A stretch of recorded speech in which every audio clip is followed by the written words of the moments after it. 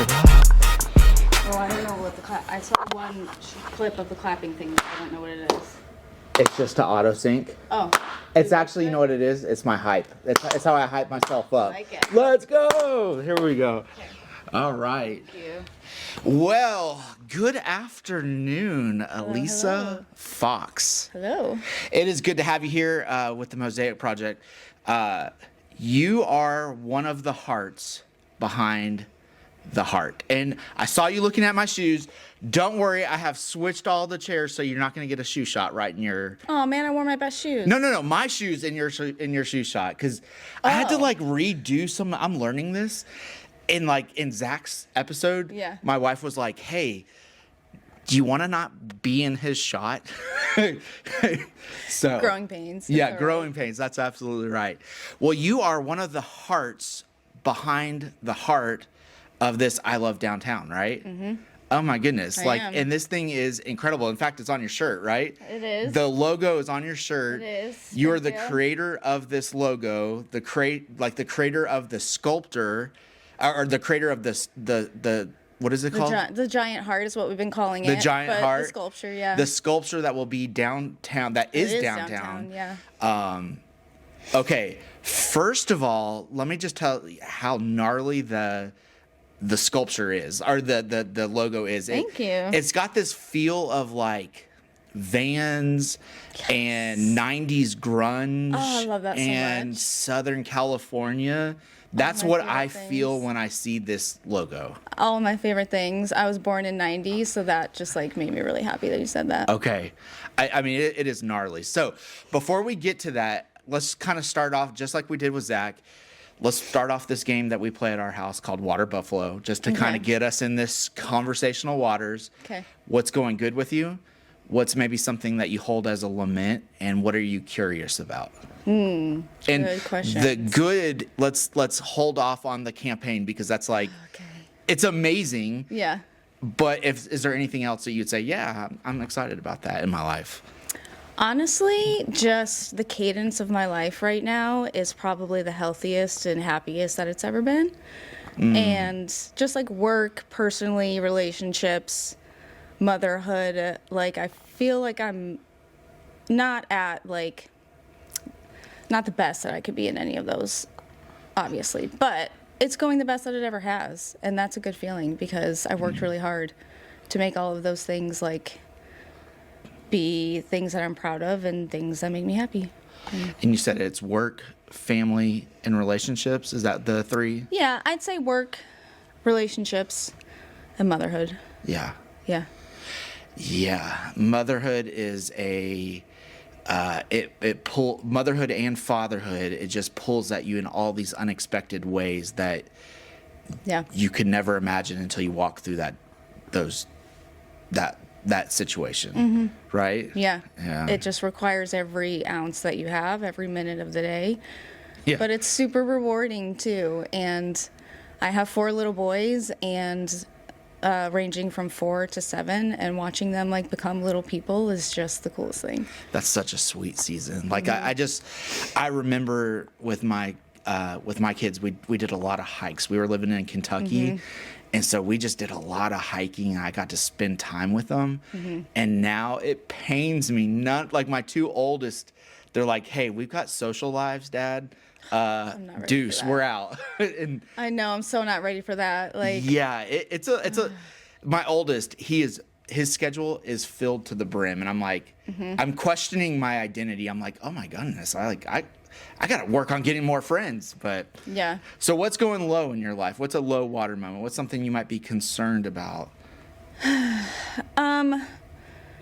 Honestly, just the state of the world. Oh my goodness. And being a mother in this current state of administration and the things that are going Yeah. on in humanity right now is pretty discouraging. But at the same time, I'm at this new place in my life where I feel like I can finally have my own opinions and my own voice about it after being kind of oppressed for a long time. So There is a unique feeling that, because I join you in that, there's a unique feeling of being able to express yourself and come and express the conclusions you arrive at, knowing that other people in your family or in your close circles might not agree with you. Yeah.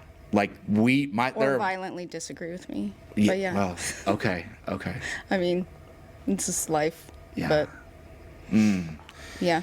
Yes. Well, I feel like we're in some really big fault lines as a world, and so. Yeah. I used to be able to kind of ignore it or just not be that fazed by it, and that was kind of.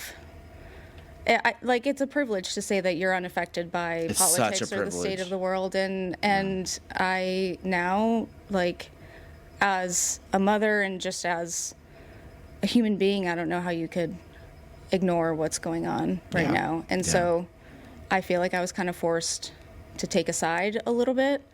My family leans heavily on one side, and I'm finally reconciling that my views are different, my values are different, and kind of being authentic to myself in that way has been a new thing. I asked my mom if she would come on the podcast for Mother's Day, but it was more for her to talk mess about me, because there's a lot to talk mess about me from my teenage years. I would love to be on a podcast with my son one day. But one of the things, and that would be wonderful.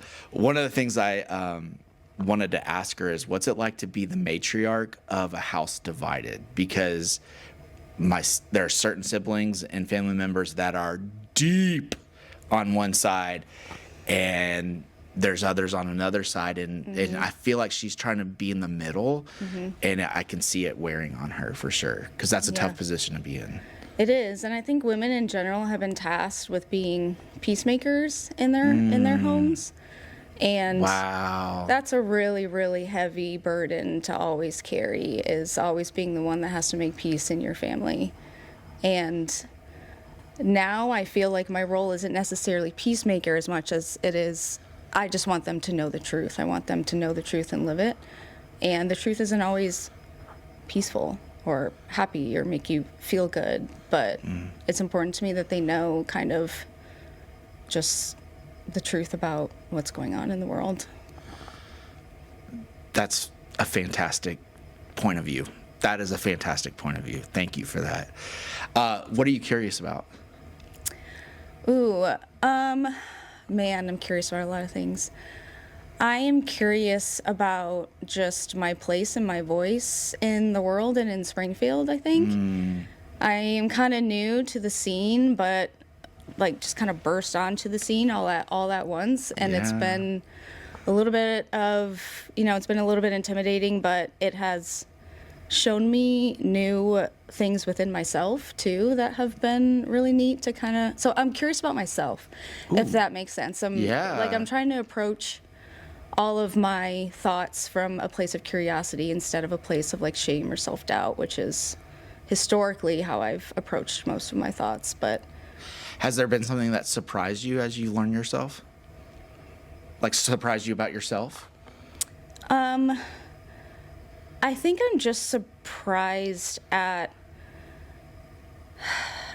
I guess, just the things that I've been able to work on and accomplish within the past, like, 6 months to a year have been surprising. Like, it's just, I come from a place where I grew up very isolated. I grew up very conservative, and I was kind of told my whole life, like, you're small, you're weak, you're an introvert, and I was kind of just told those things like from the very beginning, and I really like internalized that, and now kind of seeing what I'm capable of when I don't have other people's voices in my head and other people's voices in my ear it's been a journey. It's been really exciting. It's been a little bit scary, but every single time I've come out of it just really happy that I did it.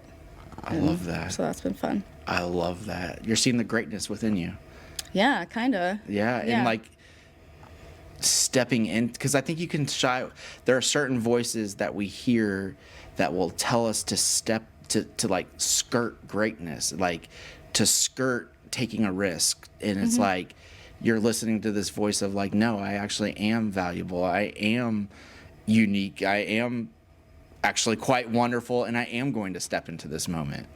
Yeah, it's just been kind of like, I just told myself just to show up. And even if I'm scared, even if I feel unprepared, just show up, and kind of whatever's going to happen in the moment's going to happen. And I've kind of just been focused on not preparing so much, because when you prepare too much, you sound scripted and authentic. And so I've just been trying not to get in my own head about it. And even if I'm scared, do it scared. And I love that. yeah. Even if I'm scared, do it scared. That's an Elise Myers thing. She's an influencer who kind of coined that term, but I really love like it. that. I really like that. Well, picking up on some of the things you're happy about and some of the curiosity that you are holding, you're one of the hearts behind this new logo. So talk to us about, we're shooting this on a Friday. I think we're going to film, we'll drop it on a Monday. But then on that following Friday, there's a ribbon cutting. Yeah.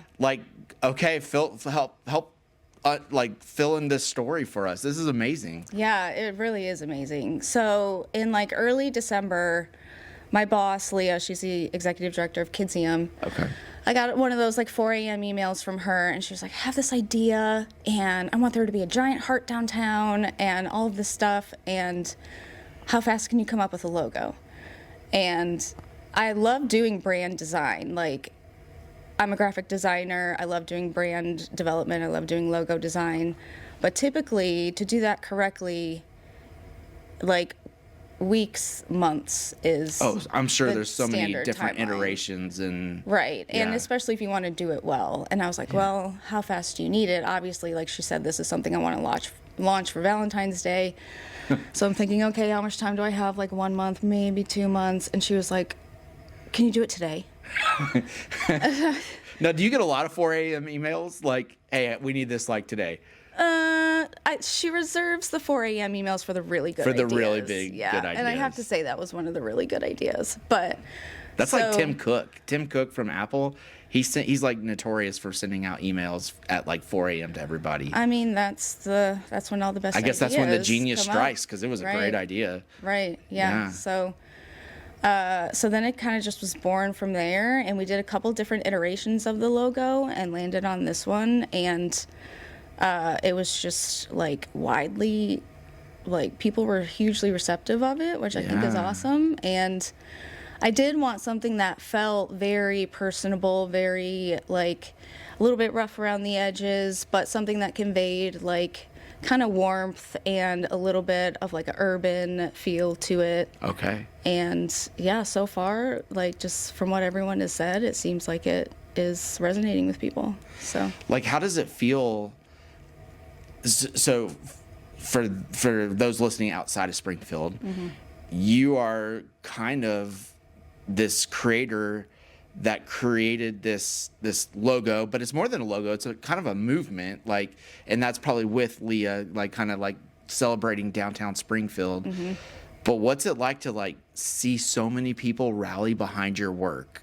That's kind of incredible. yeah, it's wild, absolutely wild. I mean, Leah immediately put into place a team of people that all made it happen. It wasn't just her and I. She pulled in some really key people that we're just all the right people at all the right times, and this person has this resources, and this person knows this person, and it all just kind of came together in kind of a spectacular fashion. And what was the turnaround time? You said it was in January and then to February? Yeah, I think early December she came up with this idea. We worked on a couple different iterations of the logo, landed on this one, and I think kind of one of the things that made it easy for downtown and businesses and people to get on board with it is when we launched it, we really delivered it as this is kind of our Valentine to the businesses downtown. So we already had I made a media kit for all of the businesses where they had social media templates, they had a press release, they had the logo files, they had the font files, they had hex codes, everything you need to kind of get it started. And we wanted to hand this to businesses and say this is our Valentine to you, and if you want to use these assets to promote your business, we want you to do that. And it was kind of a finished product by the time we delivered it, which I think was key and kind of it was easy for people to get on board. oh, people have gotten on board in a massive way. Yeah, it's been insane, like completely insane. What's like a story that you, or a scene, or something that you're like, wow, I can't believe they clung to it, or I can't believe that happened with as people embrace this? I mean, just seeing the social media storm that happened when it first got launched, like we had a private meeting with the downtown businesses and launched it to them first, and then like we had an official launch day. And social media just immediately exploded with all of the graphics that I put out for everyone, like with all of the hearts. And it's just, people were behind it 100%. And then now that our merch is finally here, like seeing people walk around with a t-shirt that I made is also just like the craziest thing ever. Yeah. Like, I mean, it's like a designer, like you probably didn't set out to be a apparel designer, but now you kind of are. Yeah, I mean, I feel like every designer wants to see their stuff on a cool t-shirt. Sure. But yeah, like seeing something that you made out in the wild, especially when you're not expecting to see it, is insane. Like it's all over the bus benches now. Like we sponsored a couple of bus benches, and so I'm driving around Springfield and I just randomly see it and I'm like, oh my God, it's just, it's surreal. And then today on social media, Willow and Birch posted this really cute video of like literally all of their staff members wearing it, and like again, it was just surreal. Do you had any like, so you talked about as you've grown as a person, have you stepped into any of this imposter syndrome like in the process of it, like wait a second, is it really that big, am I really that talented? Right. I don't know, has that voice been there at all? Yeah, I mean, the entire time I've been a designer, yes. Like, because I didn't go to school for design. I'm pretty much self-taught. I kind of just fell into it with a couple of the different roles that I've had throughout my career. Realized that I really liked doing it, and then tried to make a career out of it, so kind of fell into it on accident. And so that creates a lot of imposter syndrome because I am not as educated as a lot of my peers. I don't have a whole lot of formal training. All of it is kind of just my own taste and kind of like my own intuition. So, yeah, seeing something that lands with other people when it really was just like a passion project is a really cool feeling. And how long have you been in a graphic designer? I'd say probably about 10 years now at this point. And you were self-taught? Yeah, I started actually when I was an administrative assistant working here downtown for a local association. They just needed like social media graphics and gala invitations and year-end reports. Were you using reports Clippy at that time? No. No, I did jump right into Illustrator. I feel like I'm the right tool for the job kind of person. Okay. And so I just started, watching YouTube tutorials and stuff like that. And I never considered myself to be artistic because I'm not like a pencil and paper. Like I don't paint. Like I can't draw. Like if my life depended on it. And so I just always thought I'm not artistic until I found like graphic design, which is really just like arranging the right elements. And I'm really good at arranging things, it turns out. So that's interesting. I think that's a really interesting thread in your story that you were self-taught. And I do wonder if that someone being self-taught in a profession almost brings an edge to it, or like an X element, because they're not hearing a professor saying so for preaching, somebody would be like, oh, you have to do 3 points in a sermon. Well, then somebody was like, hey, I'm just gonna talk and see what lands, see a story, or something. And for a graphic designer, like, hey, you have to have this balance, or this coloring, or this shading, or this volume. You're like, no, I just can see it, and I know that's what resonates with me. That's interesting. Yeah, I mean, I trust my gut on a lot of things. There are certain things that have to kind of be done a certain way, like ADA compliance and stuff like that when you're designing, especially for web.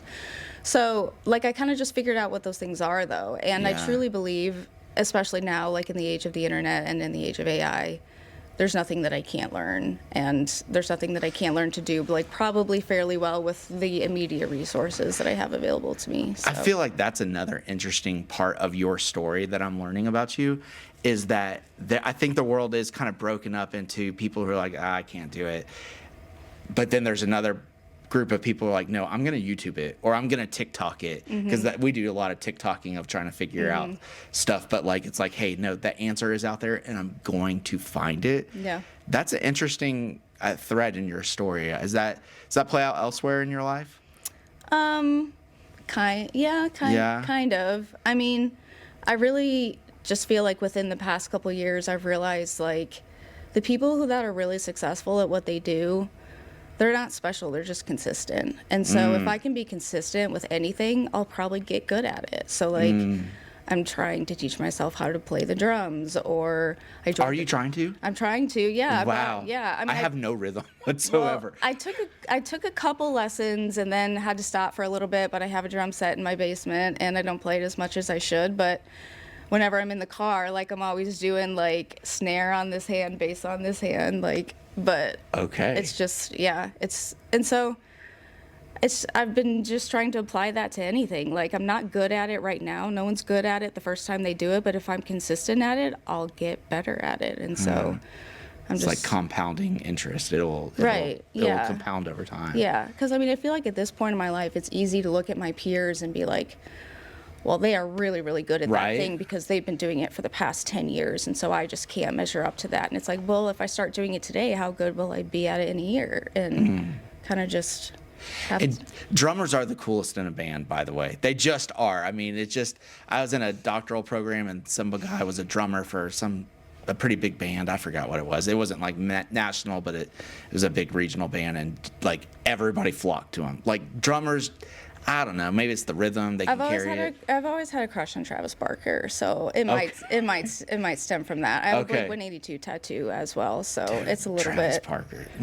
Yeah, I know. I liked him before he was a Kardashian, and so I feel like I'm a little bit. What he was on a show like before that though, right? Like, yeah, he had his own show back when he was married to. Back when MTV was a thing, right? Alabama's mom, whatever her name is. Alabama. His daughter's name is Alabama. Oh, see, now I'm not far into that story.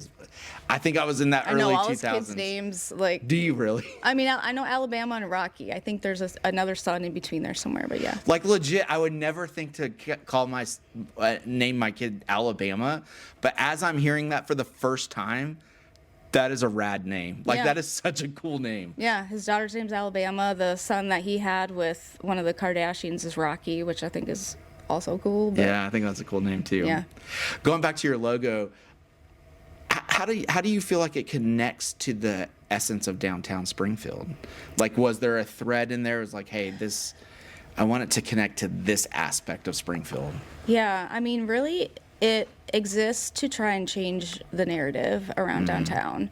I feel like the current narrative is pretty negative. Everyone kind of sees the boarded up windows. Everybody kind of feels that hesitation of what's next. Like, is downtown going to make it kind of thing?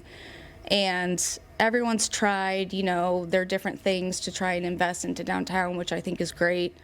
But it seemed like people really had an appetite for just like pouring some love into downtown and kind of stepping away and saying, no, I'm not going to be part of that negative narrative anymore. And we're gonna lean in, which is why the heart is tilted, because love leans in kind of thing. So yeah, it's really just lean in to your downtown and go explore the different really talented people that are down there doing really cool things with their businesses. And it's just a really unique place. It's not dominated by capitalism. I feel like how the West Side is. It just feels a little bit more authentic and relational.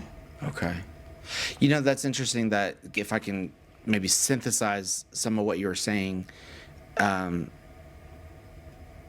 the narrative is changing, because I do feel like there was a lot of doom and gloom, to use your words.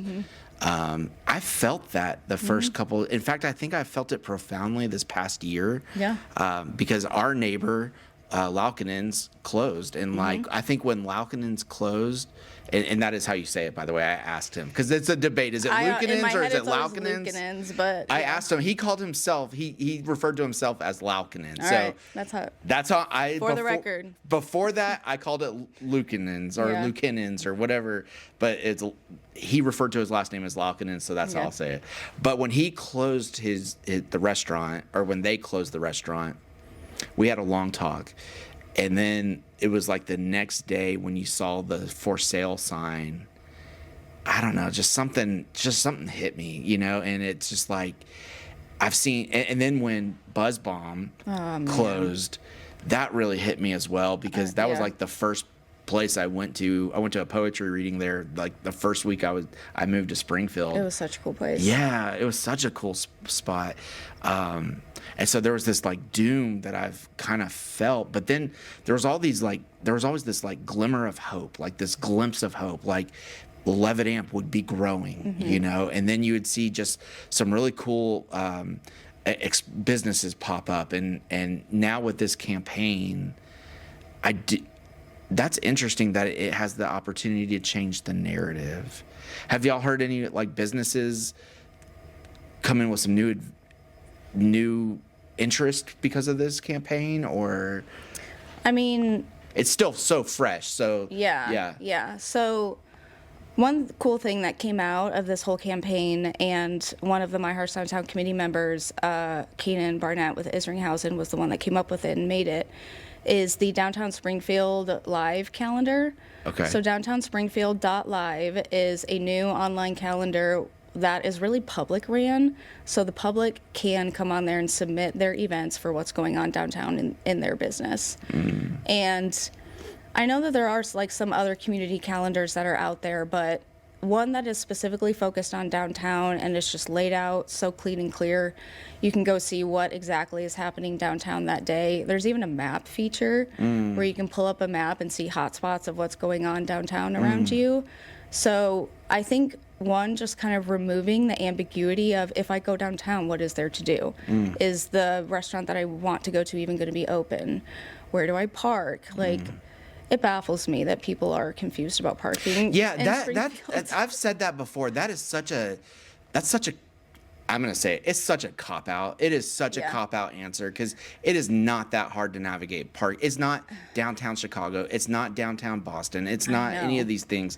There's ample parking for people if they so choose. I know. And, like, I just wanted to ask these people, like, have you ever been to a city? Because, like, we have free street parking, so that alone is like, that's the answer. Like, you park on the street, you find an open spot on the street and you park there. Like, the one salty thing I'm salty about this, about the parking downtown, is they never really tell you when they're gonna like check the meters. Like one week, like I just all of a sudden saw people checking meters. I was like, oh, well, I guess. Like meter maids? Yeah, meter maids. What? Like, yeah, we were like, maybe they did send a release and we didn't catch it, but I'm sure they did. But like all of a sudden one week we just started seeing people catching the meter maids. See, I feel like I always see people trying to pay the meters and they're like confused, and I always go tell them, like, don't pay the meters.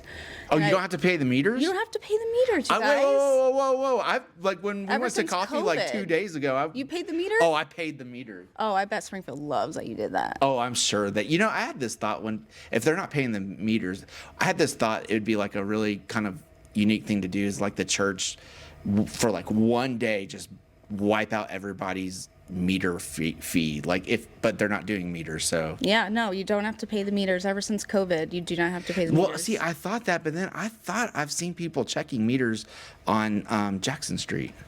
I didn't get the memo. If that's a thing. And maybe it's just somebody cosplaying. No, and the other day I was actually talking to somebody who would have the right information about this topic. Oh yeah, I'm not in the info. I'm not in the circles who know. So yeah. I won't say who it is. Yeah, don't out him. He and I talked about doing like this rogue mission where we go like put stickers on all of the parking meters and say like, don't feed the meters. I want to come up with this cool like, I don't know, monster design that I put on all of the meters that says like, don't feed the meters. That's such a drummer thing. That's such a drummer thing to do. I love that you said that. Yeah. So what are you most hopeful about downtown Springfield? You're kind of an architect of the campaign for hoping in the future of Springfield. So what are you most hopeful about Springfield, downtown Springfield? I'm just hopeful that people will invest in it and kind of, table those whatever negative thoughts you have that's keeping you from coming downtown, and think about the people and businesses that invest everything they have to be down there and be part of the culture, an arts, culture, and entertainment district, like they say. And, I think everybody kind of has their qualms with Springfield. Everybody has a bad story. Everybody has, whatever negative People things are to say negative in about general. it. Like, it's just like a default position for people. So, Yeah. and it's an easy thing to be negative about. Yeah. Yeah. But, I mean, if you want to like where you live, I don't understand why you wouldn't invest in it. Right. So. Okay. So I sincerely hope this campaign, it's already grown, like, it's got such traction. It's just amazing to watch. But I sincerely hope that the marketing apparatus that you are kind of the architect of for this, which is incredible to say. Like, I feel so honored that we're sitting here having this conversation. It feels crazy to hear. Yeah, Like, yeah. Like, we have this marketing apparatus.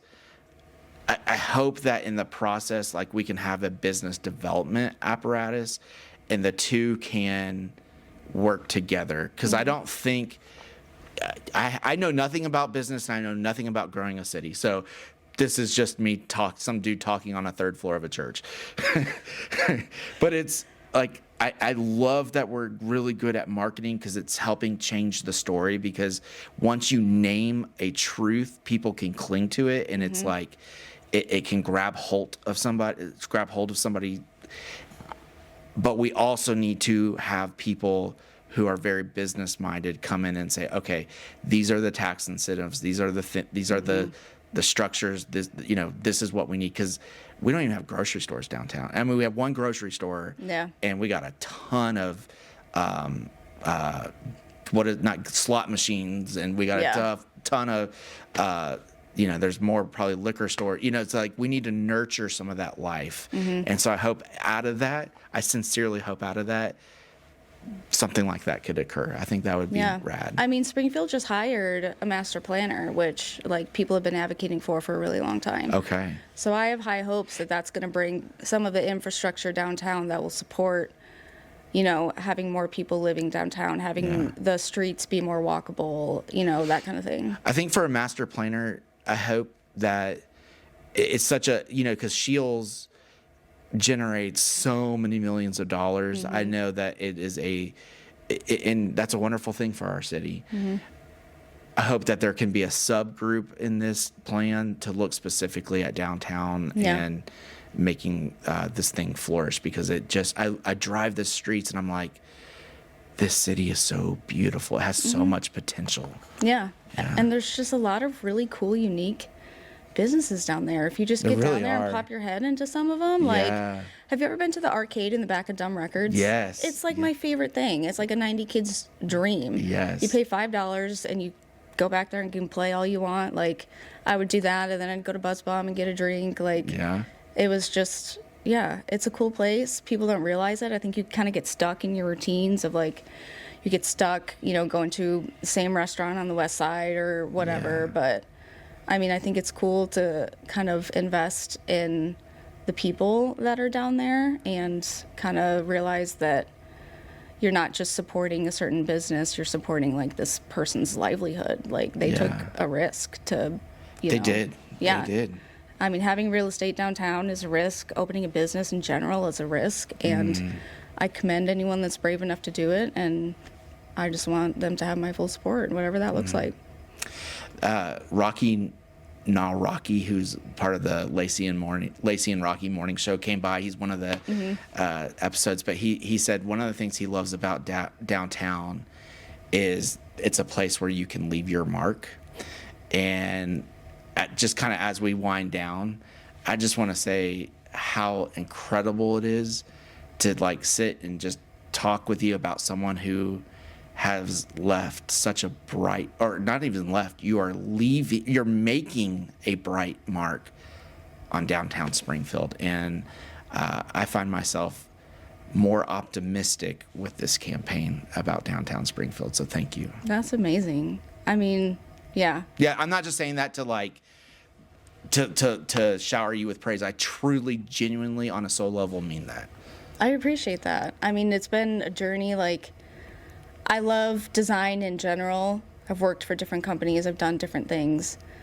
But the thing that's most fulfilling to me is when my design kind of has a purpose, or it means something, or it represents something. And I just think it's so cool that I keep finding myself in these positions to do that. And it's like just right place at the right time kind of thing. Yeah. And if this had happened at any other point in my life, I wouldn't have been ready for it.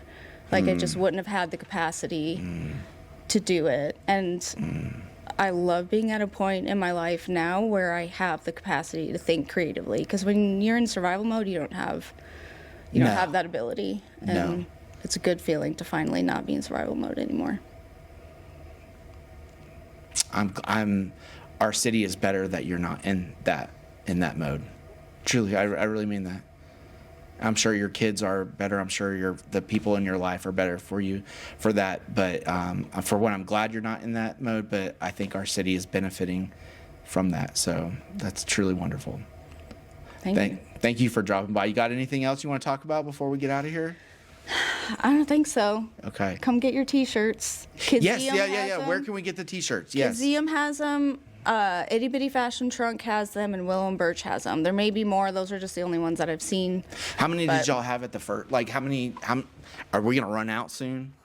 I mean, Kidseum only has a certain amount, but Miles T-shirts were the ones that produced them, so we can always order more. But yeah, this first round is like the official merch, and there's going to be new merch coming at some point too. So like a hat. Oh yeah, there's going to be hats, there's going to be tote bags, but like different iterations of this too, like for different seasons and stuff. I have lots more ideas. Okay, well I'm excited to see those come to fruition. Thanks for dropping by. I appreciate it. Yeah, thanks for having me. You got a bright future ahead of you. This is cool. Thank you. Thank you so much for having me. Cheers.